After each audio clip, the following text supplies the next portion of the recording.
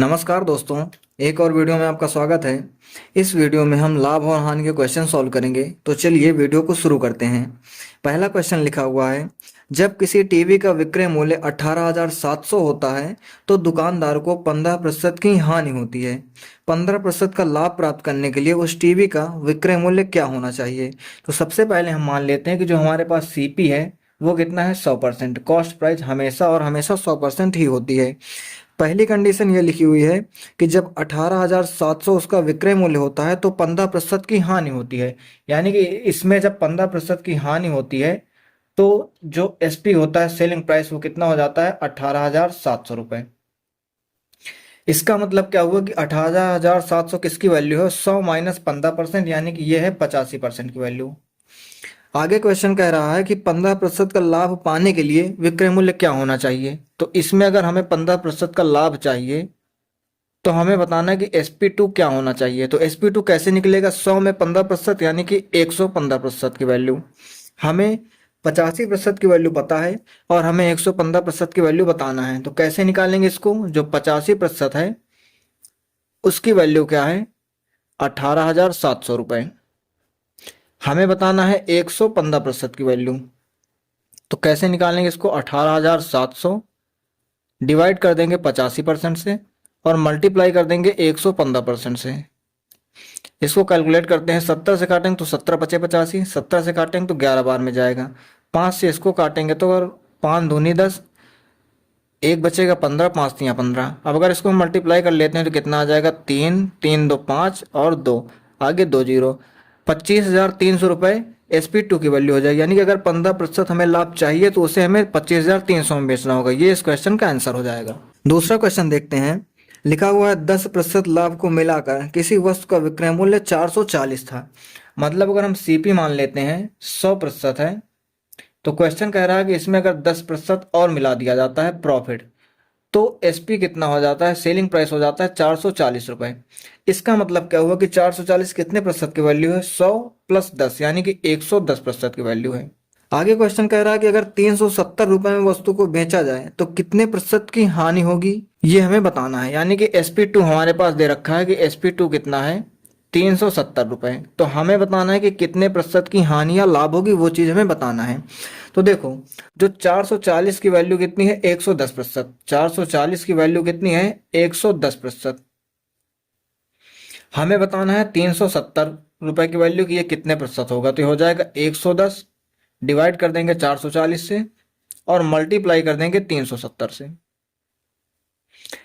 Zero से zero cancel हो जाएगा, 11 से इसको काटेंगे तो 11 चौक 44 आएगा, 4 से इसको काट दे रहे हैं तो 4 नौ का 36 हो जाएगा, एक बचेगा 10 होगा, 4 दूनी 8, 2 बचेगा 20 होगा, 4 पंचे 20। ये हो जाएगा 92.5%। कितनी की वैल्यू, 92.5% किसकी वैल्यू हो जाएगी, sp2 की। अब यहाँ पर देखो, 100% सीपी था, एसपी कितना है, 92.5%। मतलब अगर हमने 100 रुपये में बेचा है, 100 रुपये में खरीदा है और 92.5% में बेचा है तो हमें कितने रुपए का लॉस हुआ, हमें लॉस हो गया 100 माइनस 92.5।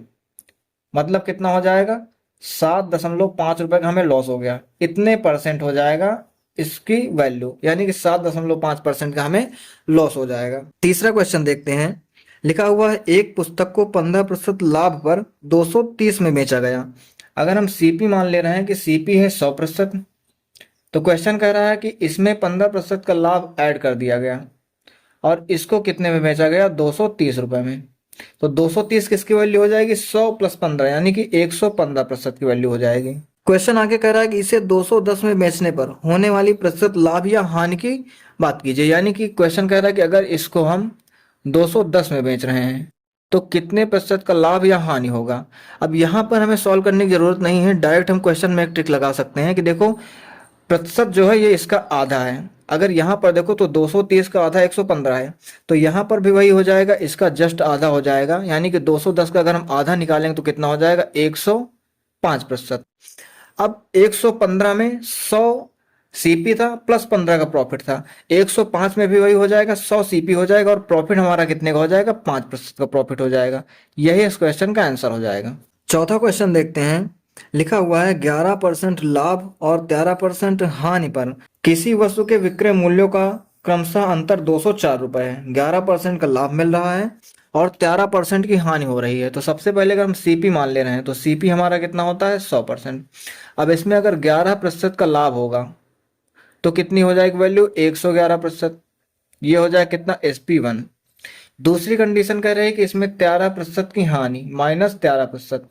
13% की अगर हानि हम देखेंगे तो SP2 की वैल्यू कितनी हो जाएगी 87%। इतना लिखा हुआ है।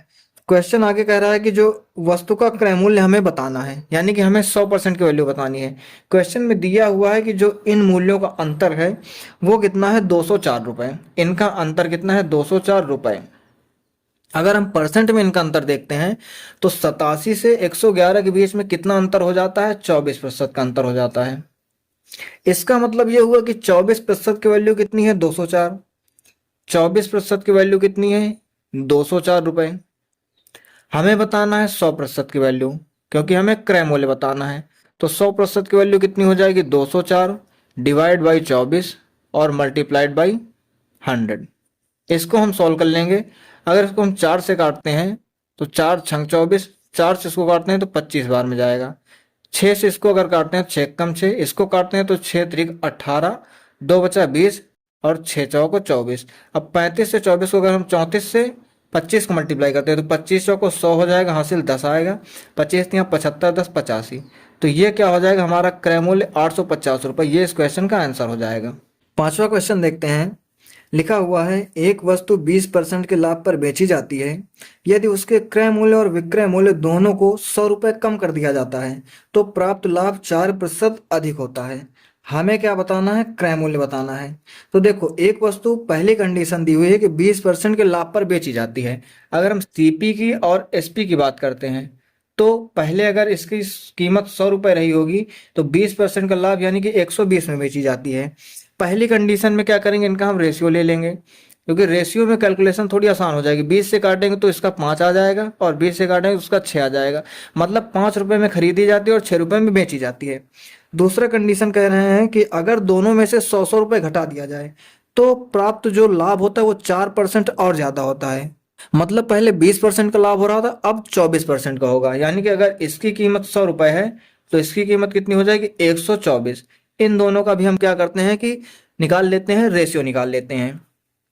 4 से अगर काटेंगे तो इसमें 25 आ जाएगा और 4 से इसको काटेंगे तो 31 आ जाएगा। मतलब 25 रुपये में खरीदी जाती है, 31 रुपये में बेची जाती है। अब सबसे पहले इसको सॉल्व करने से पहले क्या करेंगे, हम इसका अंतर बराबर करेंगे तभी हम इसको सॉल्व कर पाएंगे, नहीं तो नहीं कर पाएंगे। इसका अंतर कितने का है 1 का है, इसका अंतर कितने का है 6 का है। तो अंतर बराबर करने के लिए क्या होता है कि इसको हम 6 से मल्टीप्लाई कर देंगे। तो यहाँ पर 6 से अगर मल्टीप्लाई करते हैं तो ये कितना हो जाएगा 6 पंचे 30 हो जाएगा।